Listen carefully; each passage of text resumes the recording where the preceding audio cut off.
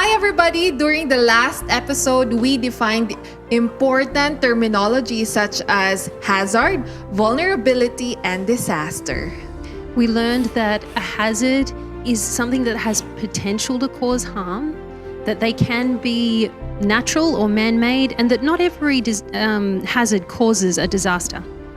Which brings us to the next word, vulnerability, which means a community is exposed to that hazard.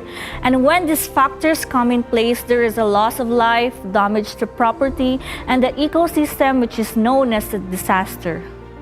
You may also remember that we said a church can take just 4 steps in being disaster prepared. Now, today we are going to cover 2 topics. They are my church and my community. And let me try this, Chantal, because I'm going to do this first time. So, in order to view these interesting topics, we request you to be tuned in here on ADRA TV.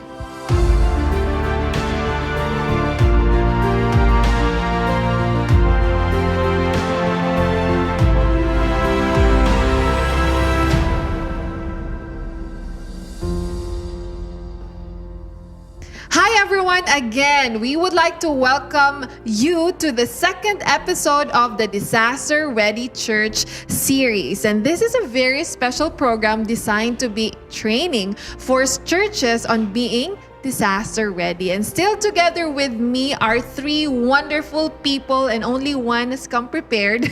And we have Prabuk with a change of outfit, Shaina, and also KJ, and I'd like for them to share with us things that we have learned from the previous episode. Yeah, so we learned, Chantal and the viewers, you may remember that we learned that there are 2 categories of disaster. We said slow onset and rapid onset. We also used terms like shocks and stressors. So guys, do you still remember the disaster formula? Can we say it together? Yes, hazard plus vulnerability equals disaster. We also talked a little bit about acts of God, which is something the insurance companies use to talk about natural disasters, but we see acts of God as acts of kindness, acts of love, acts of compassion.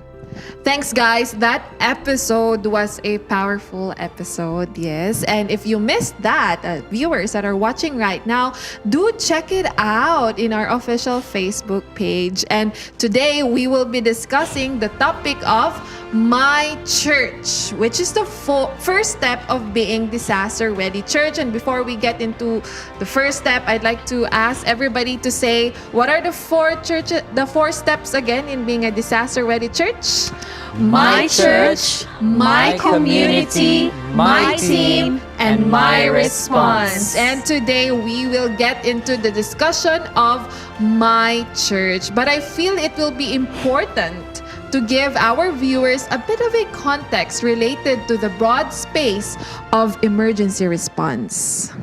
People who work in emergency management talk about different activities that happen in the community in 4 categories. And hopefully you can see on your screen somewhere a diagram which shows these 4 components, which are prevention, preparedness, response, and recovery. So, Prabuk, will you help us understand these a bit better? Yeah, sure. So let's look at the first word first. It's prevention. So we know the term prevention is better than cure. The same principle applies here. In an ideal world, we should be able to prevent a disaster, right? So this is the best case scenario where people are not exposed and people can actually cope with this.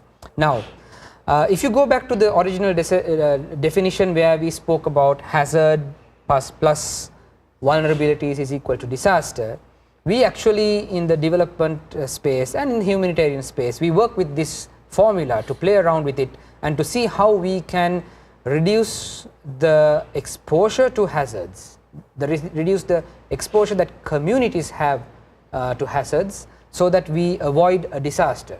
Now, in the Bible you find many stories related to this, and we can look at a few. So if you look at the story about the wise man who built his house upon the rock, Chantal, do you remember a song? Yes, I think a wise man built his house upon a rock, and then the rain came and tumbling down. Correct. So this is actually a story about prevention. If you build your house upon the rock, you prevent a disaster, right?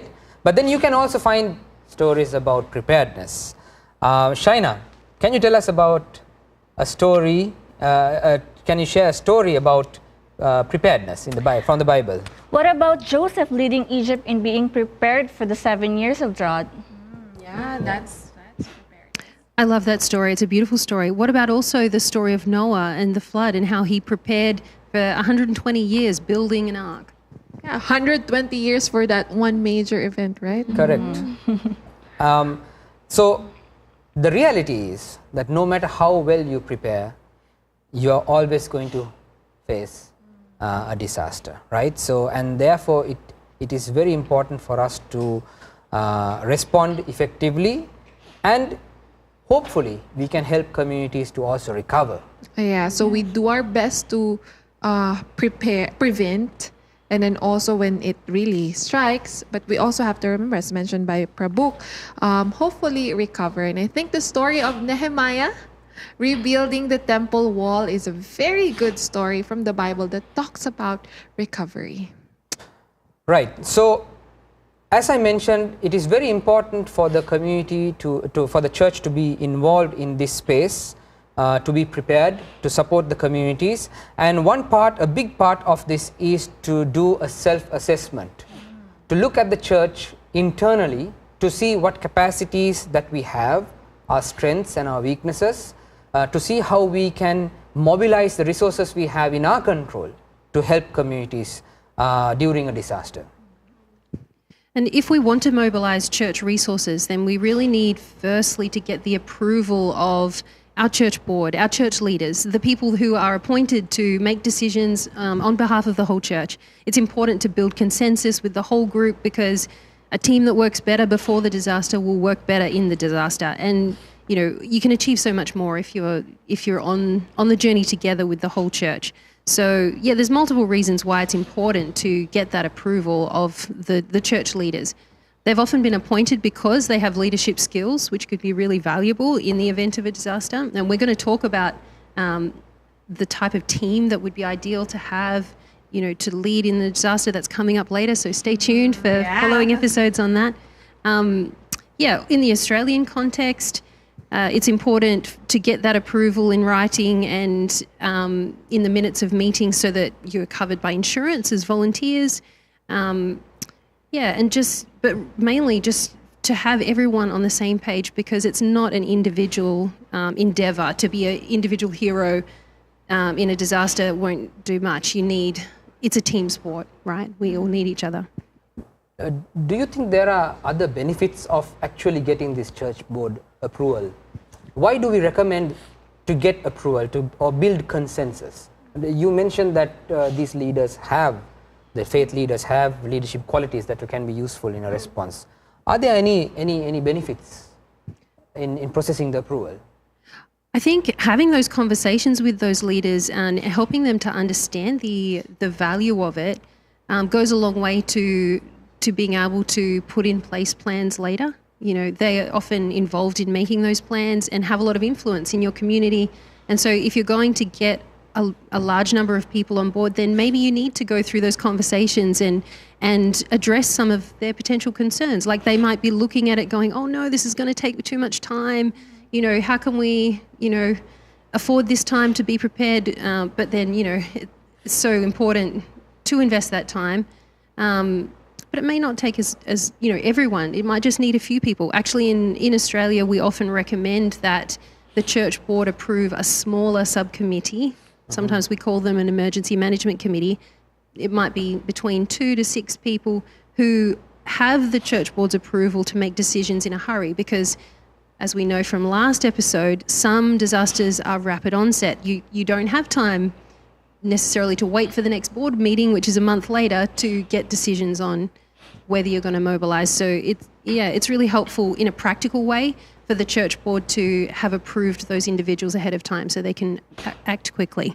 Thanks, KJ. I'm also wondering, Chantal, if you look at the viewers, maybe there are youth who are tuned in today, or church members who are interested in this, but not necessarily other church members from their own churches. So therefore they can take this message back to their churches, and rather than working individually and trying to collect the group of members together and working just based on their own strength, I think the advice of processing the church board approval or having consensus, I think goes a long way. Now, another advantage, and you all can agree or disagree with me, but another advantage is that when you have that approval done, it makes it easier to mobilize resources later on. So, for example, if you want to use if the church has access to a vehicle, if you want to use the vehicle to do some work,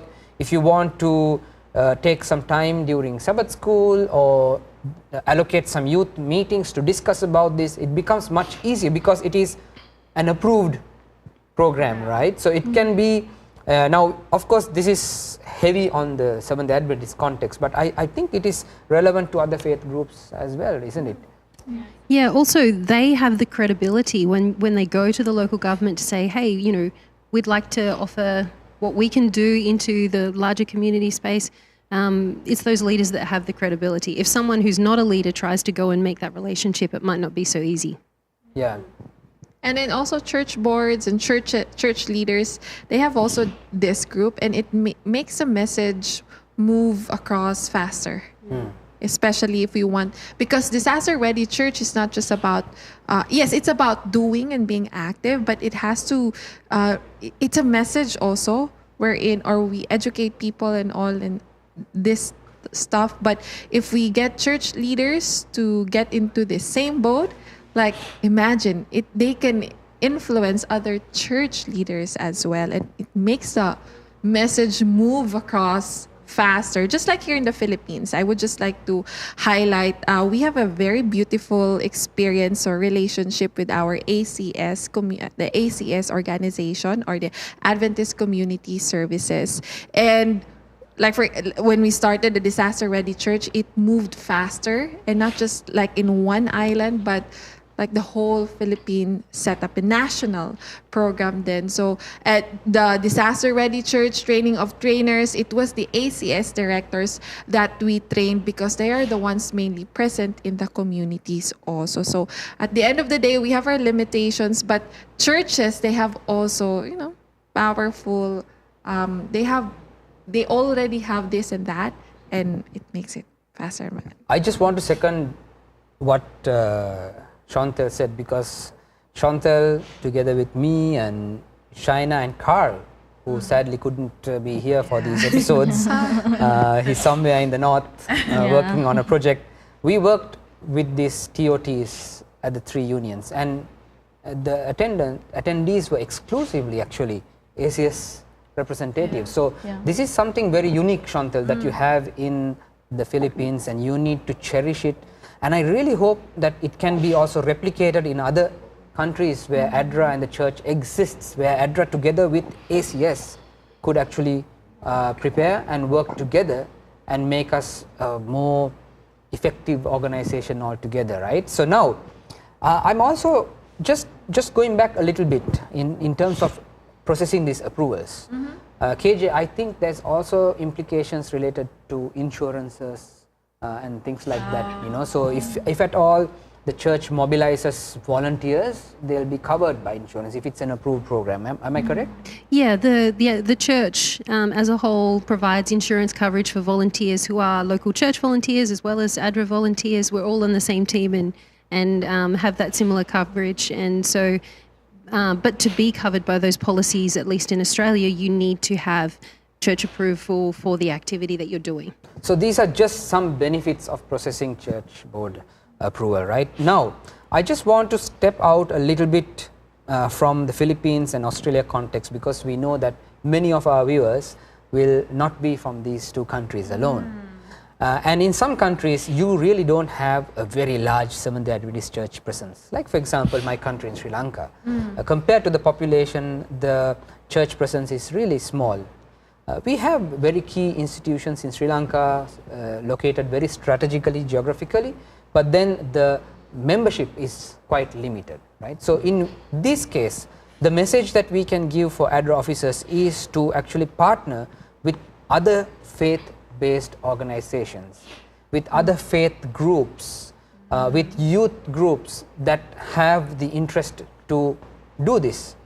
I have an experience from Sri Lanka where we actually worked with interfaith group, which included representatives from the Islam faith, from the some Hindu priests, and also Buddhist monks. And it worked quite well because they are also very interested in preparing to support their communities. Wow. So we want to actually encourage ADRA officers to reach out to all faith groups, if you have the influence, to try to partner with them on this. Yeah. Yeah, after we ask approval from the church board, now the second step is for us to assess the capacity or the existing capacity of the church. You can document all the strengths that the church has, so don't just assume that you know everything what is inside your church. You must really go thoroughly and assess, especially or examples, the numbers of church members you have, the number of males, females, youth, children, elderly, and then you check what competencies they have, what specific talents or skills they have, what are they capable of. There are members who are good in proposal writing, who have expertise in emergencies, and who have knowledge in finance and logistics. And then assess the assets owned by the church that could be utilized during the response. Examples of these assets are land space, building, printers, computers, phones, vehicles.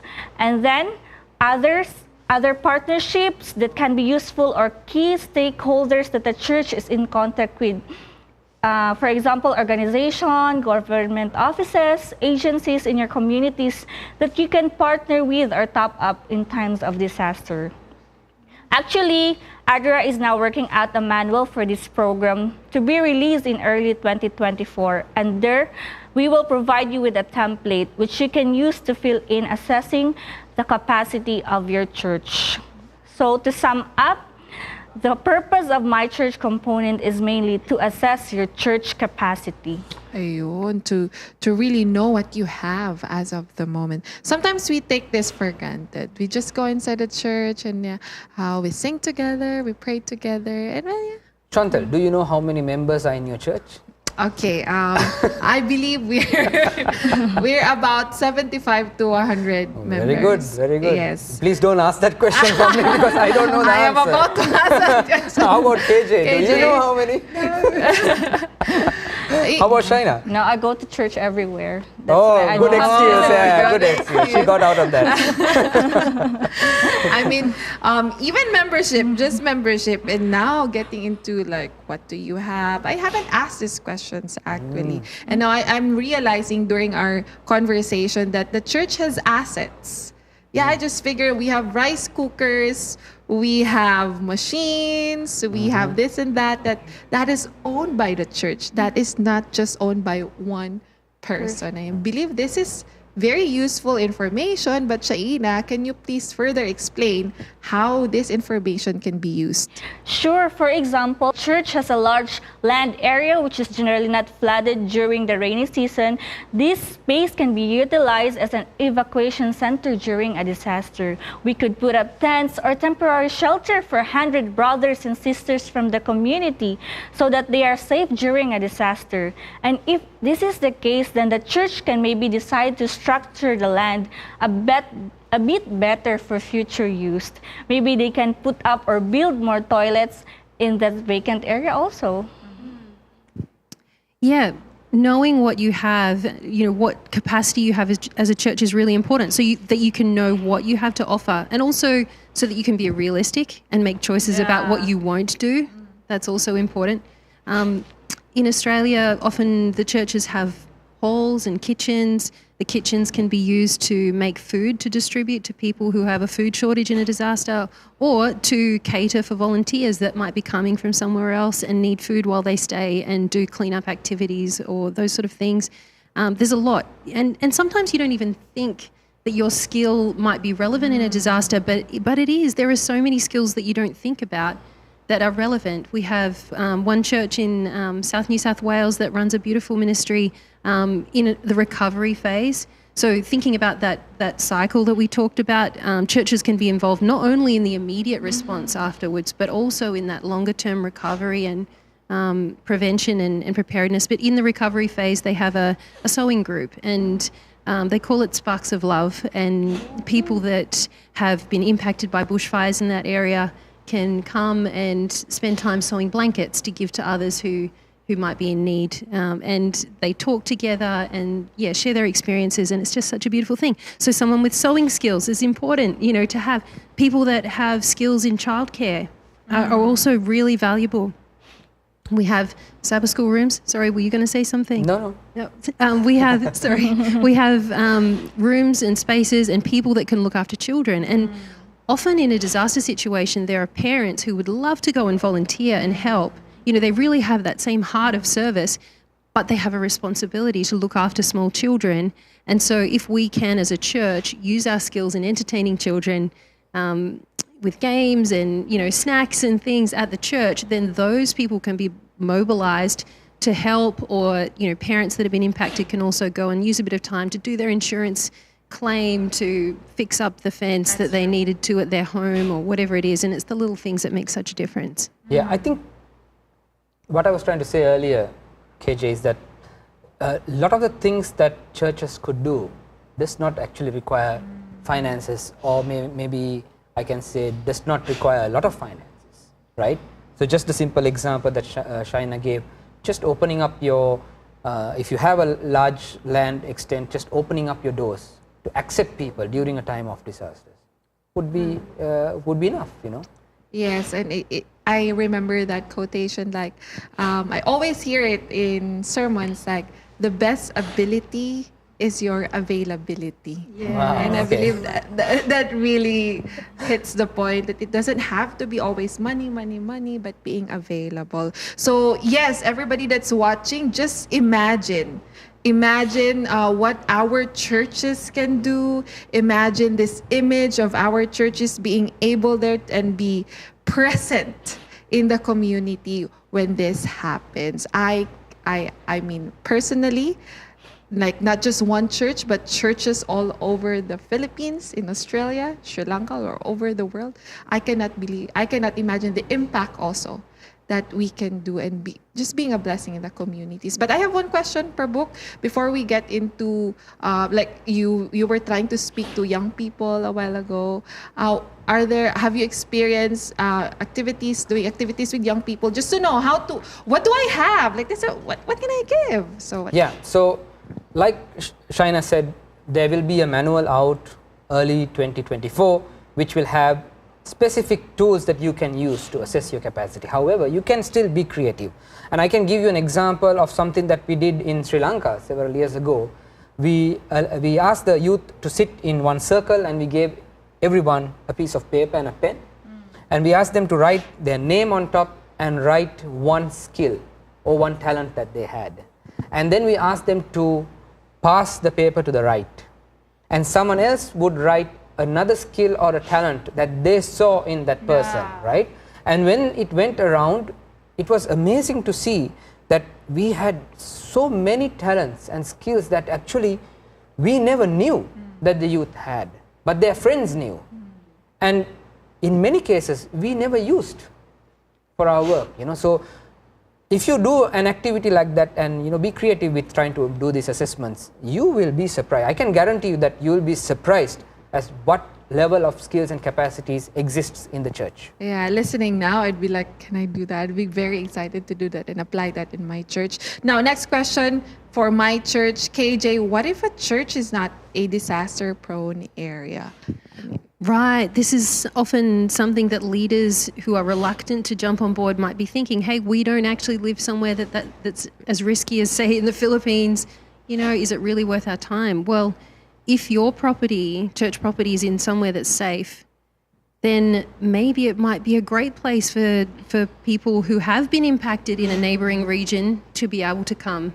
Or it might be that the people who've been impacted have been responding for a number of days, and we're all human, right? You've only got a certain amount of energy, and there's a lot of energy required emotionally and physically to do certain activities in a disaster response. And if you have volunteers in your church, even if you're not in a disaster-prone area, that could travel and provide relief to those locals who are carrying the burden at that time, that would be so appreciated by them. Wow. So that's my church, everybody. I think the principle there is knowing what we have and what we can offer to our community. Having that mentioned, we're jumping into the next step already. So my church, then my community. Shaina, would you like to start this conversation on my community? Yeah, just as we self-assess the church capacity, it is also important to understand details of the community in which the church is situated,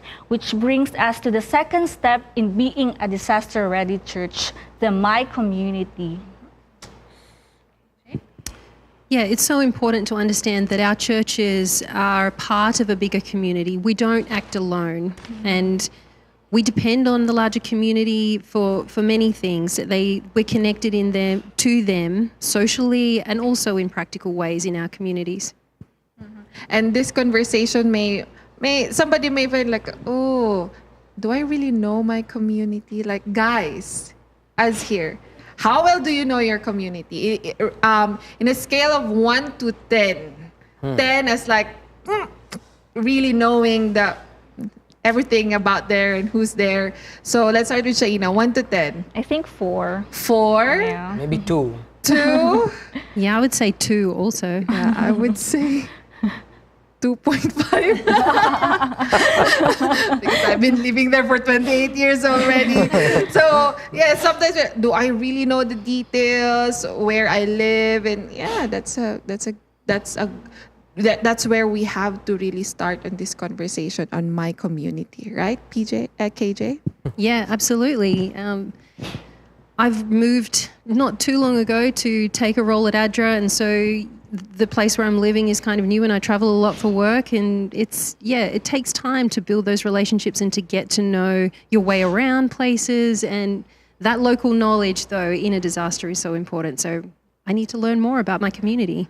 Yeah, since I was relocated to Silang, Cavite for work 2 years ago, I don't really know the community very well. I don't remember, I don't know my neighborhood, just the basic places I usually go, like markets, grocery stores, and the road going to ADRA office and going back to my apartment. This could be true for even a church, not just us guys. So if we ask the church, can you rate 1 to 10? How well do you know the community that you are in? Because sometimes we've been existing there as a church in that community for many years, but the members may not really know the community around them. So how do we solve this problem?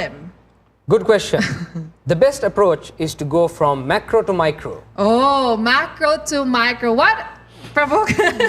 Are you trying to teach us photography class? Because here in the Hope Channel South Philippines studio, we have cameras. Yes, natin mga cameras. And we can zoom from macro to micro here. So let me show you. Let me ask our cameraman. I'd like to ask Elson if you can zoom or Kuya Andrew, who's at the technical room, can you please show us four zoom shot? Tanan mi Kuya, all of us in one shot. Can you show that to us now? There you go. Okay. So that's the zoom. And how about Kuya Andro? Can you choose one of us for a close shot? Can you choose somebody from that's here na imong pilihan? Yeah. Okay. Good. They picked choice. the right person. They picked the right person. Thank you, Nice choice. I think they're following the script, so they picked me. Right. So this is actually a very good example that Chantal picked, to use the cameras.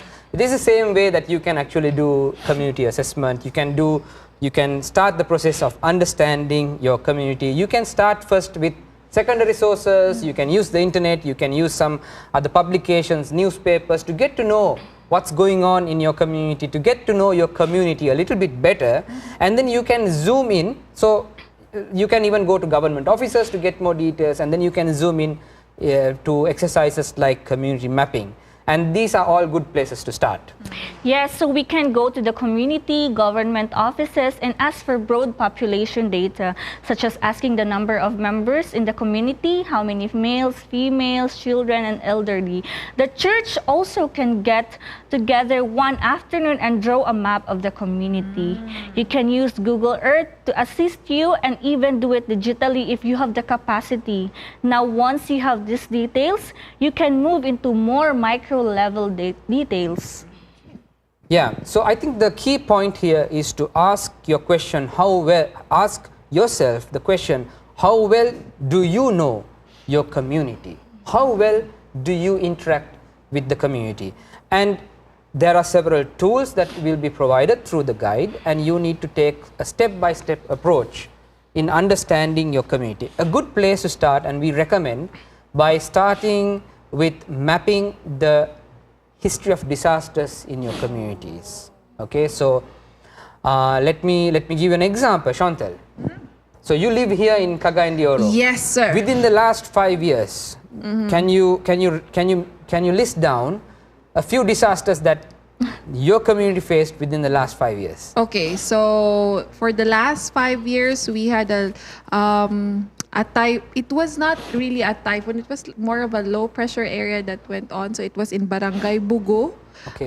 We were able to respond there also. But I would just like, if I can go back 10 years, we had a major disaster. It was Typhoon Sendong. At least 3,000 to 5,000 individuals or persons or lives were lost. That was I was like around 18. That was 2011. I will never forget. And that's where everything changed for this city.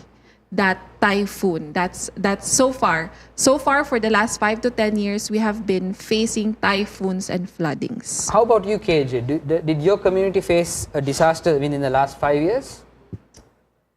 I mean, in Australia, there have been disasters, obviously, in that time. We've had some severe bushfires and flooding in the Northern Rivers regions, and, you know, the eastern parts of Australia suffered really severe bushfires in the 2019-2020 year. There's also been some cyclones since then. There was a cyclone, you know, in northwest WA that brought flooding. Yeah, right. So just if I may analyze what you were saying, and this is what the church can also do, right? So, Chantal, it is most likely that your community would face typhoons. Yes. Right. So yes. Through this mapping, this is what we want, and you would be able to assume fairly well which communities are at risk. Yes. And KJ, with what you mentioned, you spoke about flooding that happened in the northern areas, right? So you know it's going to be flooding. So the same way you can now have a fairly good understanding of what type of disasters. So if it comes to my setup in Sri Lanka, we have some flooding, but in my community, there's rarely a disaster, right? So it rains a lot. There's some minor landslides where I live, but this is not at all significant. But ever since I moved to the Philippines, and my wife Malati was joking about this just last week, she experienced her first earthquake, 4.8 or something like that in Silang. Yes. And a week ago, the Tal volcano was active, and there was smog everywhere. And she said, "I've lived in Sri Lanka for most of my life, and I didn't experience any natural disasters, but I came to the Philippines. It's been only a few months, and I experienced a volcano, and an earthquake, and a typhoon, and thunderstorms, all of that, right?" Yes. So I believe if you are mapping this history in a church situated in the Philippines, you may have a very long list, sadly, but in some communities it might be blank sometimes, or maybe very few disasters. I have a question though. Go ahead. We talked about rapid and onset. How about the pandemic? Is it considered as a disaster? Yes, it is also considered a disaster, and actually many communities around the world are facing still the stressors caused by that, especially the lockdowns, right? So it's a very unique situation, and we hope we will not. But you never know. This is something that we might experience again. So again, a good reason for churches to be prepared. Okay, and the second step is to do a community mapping, and this is to literally map your community. So if you take a big sheet of paper, you would put the church right in the middle of it, and then you would map out. And we say it's good to do a community transect walk, where you would systematically walk through the communities, mapping out the various facilities that are available, the road networks, and even identifying risk-prone areas, right? Now, it's important to even go into the other details, right? To identify resources in the community, not only to understand what resources may be affected during a disaster, but to also see what resources can be mobilized during a disaster, because the community should be able to find a lot of solutions from within. Livelihoods, for example, you know, if you know that it's going to be a flood prone, you're going to experience a flooding within the next 2 or 3 years, and you know that it's agricultural communities, you know that the crop is going to get affected. So it's important to get this level of details. Then also community structures, and also the local institutions, number of hospitals, the government institutions, other schools, other faith groups, and what assets they have. This is all very important for us to get together. Now, it's also important to work out the community history. In some communities, it might be more useful than the others to see whether you have vulnerable groups like refugees, like marginalized people who are within these sectors who might be affected more than others, right? So it's very important to have these things mapped out. Now, I want to stress this point again, Chantal, KJ, and Shaina, that you should never ever assume that you know enough. Okay? So let me share with you an experience. So I've been working with ADRA Sri Lanka for about 14 years. And it was about 8 years since I've been in ADRA Sri Lanka, and I've been working with a specific community in the tea estates, in the hill countries in Sri Lanka. And I visited this community literally every month for 8 years. And I thought I knew them very well because, you know, we had good friends, and, you know, I personally connected with them, and, you know, so it's like an extended family for ADRA. However, through a research that we were conducting, we wanted to identify other issues that they were facing. So we said, okay, let's talk to only the women in the community, but let's also have women facilitators. And we took all the males out, and we said, okay, just let's have only the women talking about issues.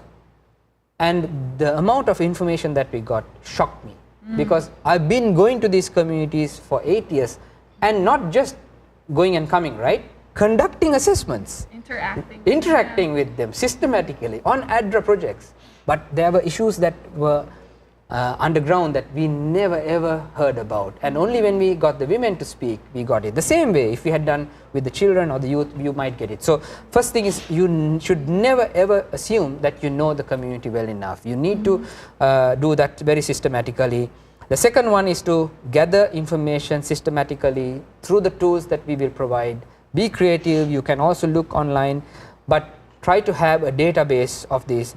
And the most important thing is to try to find solutions from within the community. Try to find out whether you can connect with other groups, other sources that could provide you vital resources during a time of disasters. You know, I have done this many times, and community mapping becomes very interesting since you start to identify issues that exist that you never thought of. For example, during my internship, once we were mapping a community and suddenly realized that some of the latrines were too close to the water wheels. This is a huge risk factor. We also realized several other hazards. Yeah, we find that too when we do community analysis in our workshops in Australia, that often things come up that you weren't expecting, and it gives us an insight into what the needs might be, and also who else is in the community doing what, so that we don't duplicate our efforts and we can actually complement the other people and partner with other groups in the community better. Yes, and through these activities, I believe our church will be really closer to our community. And wow, just wow, these are practical ways to help and to get to know our communities, right? So the next question is, that was a lot of information, sir. So the next question, do we have a template that can be used for this? So there are templates that we will provide. Of course, if you get in touch with the ADRA office in your country, they will have a lot of these templates and might even have assessments relevant to your communities. But there will also be a set of templates that are provided through the manual, which will be released early 2024. Yes, and here in the Philippines, there are churches would be like, oh, what do we have to do? Or, oh, we don't have anything to do anymore. I think with this Disaster Ready Church program, especially on the second step, my community, we have a lot of walking to do and a lot of interacting to do with our community. So let's recap again. We now have my church and my community covered. Congratulations, guys. So who wants to reveal what we will do in the next episode? I believe we need to discuss my team and my response. Exactly. So our upcoming episode will be on my team, and we're going to focus on how to organize a leadership team that can pull together the strengths of the capacity that the church has and implement actions to really help the community. And we'll also talk about a code of conduct, because whenever you're helping people that are vulnerable, there's a chance that people can get taken advantage of, and we don't want to be those people, right? We want to hold ourselves to a high standard. So we're going to talk about how we act in the community when we're doing this kind of work. Yes, our discussion is getting more interesting. And yes, it's like our viewers like, oh, we have a lot to actually do. That's why we have mentioned in the previous episode, this is actually a journey, a process where being a disaster-ready church does not happen overnight. And we have a lot to learn and unlearn also. So before we close our episode, any takeaways or a message that you would like to tell to our viewers in light to our discussion this afternoon? So let me go first, Chantal, on this. Because if I wait for KJ and Shaina to go, they might steal what I'm going to say, right? So I don't want what happened last time. Okay, so this is not going. So something that I would like to leave behind through this episode is that once you do this self-assessment of the church and do the community mapping, please don't wait to work with the communities until a disaster strikes, right? You will find very interesting opportunities to work with the community outside of the disaster framework. And that is hopefully one of the best outcomes we can get out of this, where the churches know their communities, know what the needs, know the vulnerable groups, and start working with them on a routine basis, not only to prepare for a disaster, but to help them overall. Yeah, I really like the words that Sean told us a while ago. The best ability is your availability. So make your church available to this kind of program, the Disaster Ready Church, so that we can respond and help our communities in times of disaster.